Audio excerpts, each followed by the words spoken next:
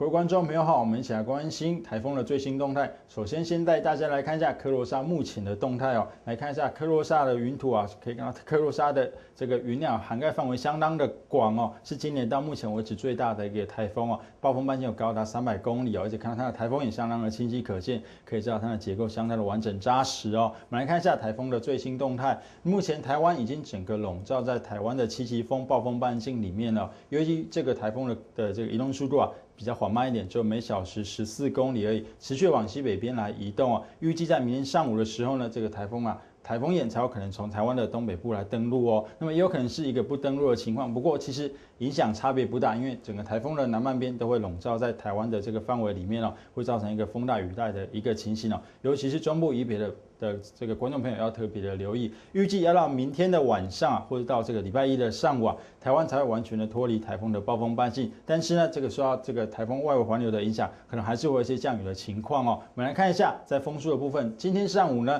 全台几乎都有5到7级的风速，宜兰比较高一点，7到9级。到了下午的时候呢，全台啊。也还是都有5级风的这个平均风速哦，因为大台北地区啊，因为比较靠近台风的核心哦，那么这个风速稍微比较强一点，有9级以上。要提醒各位观众朋友要特别的留意哦，在这段时间尽量不要出门了哦。我们来看一下这个降雨的情况哦，预计今天的雨量啊，全台几乎都可能会达到300毫米的一个水准哦。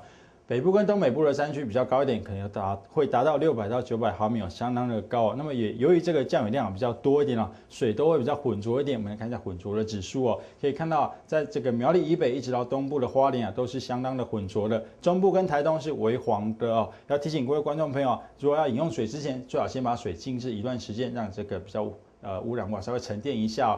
而且在饮用水之前啊，这个水最好要煮沸哦。那么我们来看详细的天气数据。